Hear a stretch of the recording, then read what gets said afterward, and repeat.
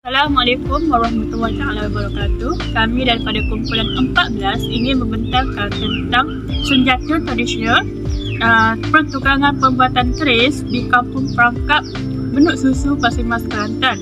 Sebelum itu, izinkan saya memperkenalkan ahli kumpulan kami, iaitu Alif Aziz bin Syarul Inzoha, C21A1675, Favour Samuel, C21A2236, Nur Hidayati binti Ishak, C21A1980, Nuralia binti Muhammad Rafi, saya sendiri C21A2033, Nurul Syahada binti Muhammad Rosli, C21A2111, Anis Khairunisa bin Abdul Rahman, C21A1686. Sejarah dan asal-usul keris. Keris ialah sejenis senjata turun-temurun yang telah digunakan oleh masyarakat Melayu sejak lebih daripada 600 tahun yang lalu dan menjadi lambang kemegahan bangsa, maruah, kedaulatan, kekuasaan, kehormatan dan harga diri. Keris juga merupakan sejenis senjata tikam bermata dua yang berasal daripada Pulau Jawa yang memiliki ragam fungsi budaya yang dikenali di kawasan Nusantara dan Asia Tenggara, umumnya di Indonesia, Brunei, Malaysia, Singapura, Thailand Selatan, Filipina Selatan, Mindanao. Tanggapan umum terhadap keris adalah senjata untuk membunuh dan ini merupakan satu tanggapan yang tersasar. Dari konsep keris itu diilhamkan kerana keris merupakan satu artifak budaya warisan khas yang mempunyai peranan tertentu. Reka bentuk keris. Tosan aji dan senjata tradisional menjadi khazanah budaya Indonesia tentunya setelah nenek moyang kita mengenal besi. Gambar timbul ialah paling kuno yang memperlihatkan peralatan besi terdapat pada prasasti batu yang ditemukan di Desa Daku di daerah Grabah, Magelang, Jawa Tengah. Keris memiliki susunan yang mudah dibezakan dengan senjata tajam lainnya. Keris memiliki bentuk asimetris dan di bahagian pangkalnya melebar. Bilahnya sering terlihat berlekuk-lekuk. Pada saat ini, keris digunakan sebagai fungsi simbolik sebagai sebuah warisan keluarga, fungsi sosial, senjata yang dipercayai memiliki kekuatan mistis dan barang antik. Nilai-nilai yang terkandung dalam keris ini disebut pasemon keris Jawa, terdiri dari 3 bahagian, iaitu warangka atau sarung keris, hulu atau pegang keris dan bilah atau bahagian pokok keris. Ini adalah salah satu reka bentuk keris, iaitu aring atau ganja atau cicak. Kita mulakan daripada bawah, iaitu tebing, alur, lurah, duri mengkuang, kerawang, mata pahat, ekor cicak, perut cicak, puting, leher cicak, kepala cicak, dagu cicak, kendik, kepak gajah, belalai gajah, lidah gajah dan lembah. Jenis-jenis keris. Keris semenanjung. Keris menanjung boleh dikatakan keris yang menjadi asas kepada segala bentuk keris yang berasal daripada tanah Melayu. Rupa bentuk keris ini ringkas serta mudah dikenali. Hulunya menyerupai satu lembaga yang sedang tunduk dan berpeluk tubuh. Selain itu, hulu keris ini juga seringkali dihiasi dengan ukiran-ukiran mujarad dan ada kalanya bermotifkan bunga. Sarung keris semenanjung ini mempunyai sampir bujur sangka yang agak besar dan berbentuk segi empat. Sementara batangnya pula lebar, tidak begitu tirus dan mempunyai kasut atau buntut jalur bujur sangka. Jika sarung atau sampir keris disalut perak, maka kasutnya akan berbentuk bulat tempurung. Seterusnya ialah keris pekakak. Keris pekakak pula merupakan sejenis keris yang memiliki rupa bentuk hulunya yang menyerupai kepala burung pekakak. Lazimnya, hulu keris ini diperbuat daripada kayu dan tanduk. Tapi ada kalanya logam perak juga digunakan. Jika dikaji dan diperhatikan dengan teliti, kita akan dapati bahawa hulu keris ini juga jika sekali imbas kelihatan seperti salah satu watak dalam cerita wayang kulit. Mata keris ini biasanya lebih panjang daripada keris-keris lain dan bentuknya pula ada yang lurus dan ada yang berlok. Selain itu, keris ini juga dikenali sebagai keris tajung. Keris yang berikutnya ialah keris panjang. Keris panjang pula keris yang mempunyai bentuk mata yang panjang dan tirus. Ada yang lurus, ada juga yang berlok. Hulu keris ini biasanya diperbuat daripada kayu atau tanduk dan berbentuk bengkok. Kebanyakan hulu keris panjang dihiasi dengan ukiran kembangan bunga pada bahagian hujungnya. Selain itu, ada juga hulu keris ini yang berasaskan kepada bentuk tapak kuda dan kepala burung. Sementara itu, sampirnya pula berbentuk jalur atau bulat seperti buah jaring dengan kedua-dua hujungnya tinggi dan tajam. Keris yang berikutnya ialah keris Bali. Keris Bali biasanya mempunyai rupa bentuk yang besar dan panjang. Hulu keris ini biasanya diperbuat daripada kayu atau gading dan seringkali dihiasi dengan susunan permata yang berwarna-warni. Keris ini jarang menggunakan pendongkok dan hanya dilengkapkan dengan sebentuk cincin logam yang tebal dan dihiasi dengan permata. Lazimnya, sarung keris ini diperbuat daripada dua belah kayu yang dicantumkan, dan ada kalanya cantuman ini meliputi bahagian sampir serta bahagian batangnya yang berlainan. Selain itu, keris yang berikutnya ialah keris Madura. Pada lazimnya, keris Madura mempunyai rupa bentuk hulu yang dihiasi dengan ukiran bermotifkan bunga yang diperbuat daripada gading. Keris ini juga jarang dilengkapkan dengan pendongkok dan hanya menggunakan sebentuk cincin logam yang dihiasi dengan permata. Sarung keris ini juga diperbuat daripada cantuman kayu, dan ada kalanya bahagian sampir serta batangnya diperbuat daripada gading dan juga logam. Terdapat juga keris Madura yang hulu dan pendongkoknya bertatahkan permata yang berwarna-warni.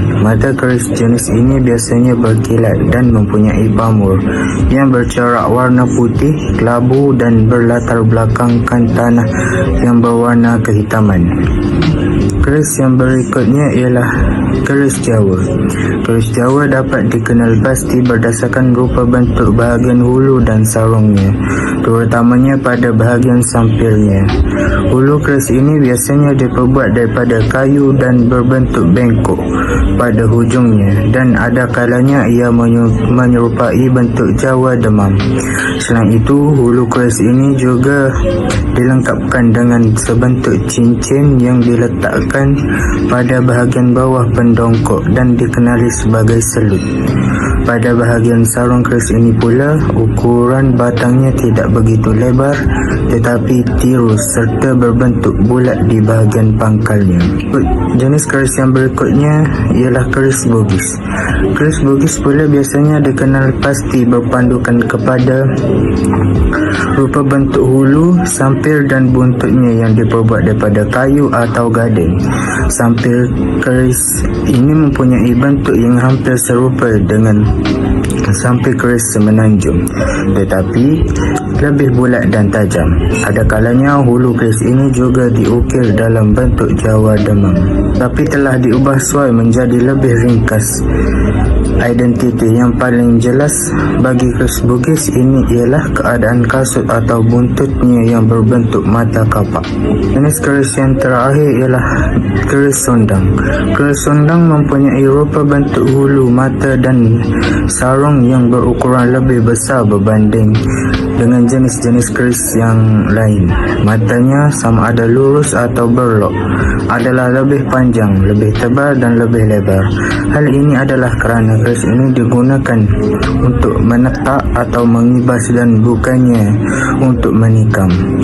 Hulu keris jenis ini biasanya diperbuat daripada gading atau kayu. dan berbentuk bulat, panjang serta dihiasi dengan susunan simpai daripada tali atau logam. Terdapat juga hulu keris jenis ini mempunyai bentuk kepala burung garuda dan dihiasi dengan susunan logam perak. Keris ini juga dikenali sebagai keris suluk. Fungsi dan kegunaan keris. Fungsi keris pada zaman dahulu adalah senjata untuk mempertahankan diri, manakala pada zaman kini keris banyak dijadikan sebagai perhiasan di rumah, pejabat serta dipakai untuk melengkapi pakaian rasmi dalam majlis-majlis tertentu seperti majlis diraja. Fungsi utama keris adalah sebagai senjata tradisional, namun pada saat ini keris lebih berfungsi sebagai bahagian atau kelengkapan pakaian adat Jawa. Keris juga berfungsi sebagai kerajinan tangan atau benda seni yang banyak disimpan oleh masyarakat. Keris juga sering dimanfaatkan dalam aktiviti manusia, yakni untuk perlengkapan pertunjukan wayang, pertunjukan ketoprak, pertunjukan budaya dan acara. Bagi beberapa masyarakat, keris dianggap sebagai benda pusaka yang mampu menyembuhkan penyakit, mengusir setan, mendatangkan hujan dan sebagainya. Selain digunakan sebagai senjata, keris juga sering dianggap memiliki kekuatan supernatural. Ini merupakan proses menghasilkan mata keris. Proses pertama adalah mencampurkan besi. Bahan campuran yang terdiri daripada pelbagai jenis besi seperti besi waja, besi tawar dan besi malela diikat kemas sebelum dibakar untuk dimampatkan menjadi satu kepingan logam alloy.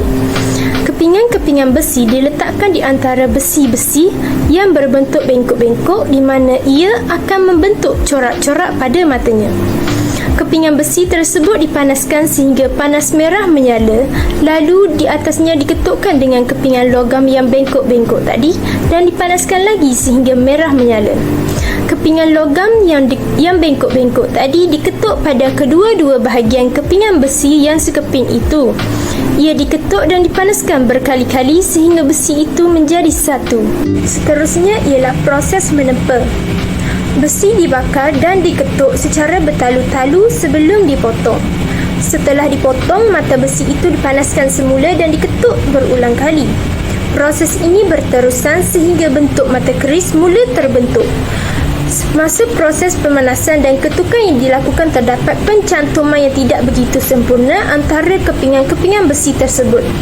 Pencantuman yang tidak begitu sempurna ini menghasilkan corak yang menarik yang dinamakan pamor. Pemanasan ini juga menyebabkan sebahagian daripada besi tersebut mencair, terutama bahagian luarnya. Dengan ketukan yang dibuat, bahagian besi yang cair tersebut akan menutup corak-corak pamor yang terhasil daripada campuran besi tersebut. Maka dengan kaedah tradisional ini, para pembuat keris mempunyai ramuan masing-masing dalam cara menimbulkan kembali corak-corak pamor tersebut. Proses yang ketiga ialah proses membuat lok keris. Apabila mata keris telah terbentuk nyata, mata keris akan dibakar lagi dan seterusnya ditempa dengan cara mereng hingga terbentuk seperti membengkok ke bawah. Mata keris yang telah bengkok tadi seterusnya dipalingkan ke arah bertentangan dan ditempa lagi hingga ia membengkok ke bawah seperti tadi. Kaedahnya sama, cuma bezanya kedudukan dianjakkan sedikit ke atas bilah. Kaedah yang sama dilakukan berterusan dengan cara berselang-seli hingga habis hujung ke bilah. Proses yang keempat ialah proses membentuk belalai gajah. Membentuk belalai gajah yang menyerupai belalai seekor gajah dengan kedudukan belalainya di bahagian atas. Belalai gajah ini diketuk selepas dibakar, kemudian dibiarkan sejuk dan seterusnya dikikir. Proses yang seterusnya ialah proses mengikir. Proses ini dibuat dengan tujuan untuk melicinkan dan mentajamkan mata keris. Proses yang keenam ialah proses menyepuh. Keris yang telah siap ditempa dan dibakar sehingga menjadi merah akan dimasukkan sama ada secara melintang atau menegak ke tempat menyepuh yang mengandungi air. Proses ini akan dilakukan secara berulang kali. Tujuannya adalah untuk menghasilkan corak pamor. Dan yang terakhir adalah proses menimbulkan pamor. Keris yang telah siap dikikir direndam dalam larutan cuka getah dan air. Kemudian mata keris dicuci dengan air dan diberus menggunakan sabuk kelapa. Baik, itu sahaja proses pembuatan keris. Sekian, terima kasih. In conclusion, keris is one of the archipelago's cultures in the form of weapons. These weapons have undergone functional developments according to the changes of the times. In the past, this heirloom was often used for war or killing someone. Today, this heirloom is no longer used as a form of weapon of war, but as an ornament or for storage. Various legendary stories that we often hear are related to its existence. In fact, to this day, many people still consider these weapons to be sacred objects and have supernatural powers. However, regardless of all horror myths, all forms of culture should be guarded and we should preserve them. Seperti yang diterangkan oleh sahabat kita tadi, keris merupakan salah satu budaya Nusantara yang membentuk senjata. Senjata ini telah mengalami perkembangan fungsi mengikut perubahan zaman. Dahulu, pusaka ini seringkali digunakan untuk perang atau membunuh seseorang.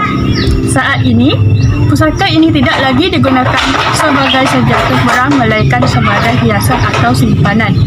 Pelbagai kisah-kisah legenda yang sering kita dengar berkaitan dengan ekosistemnya.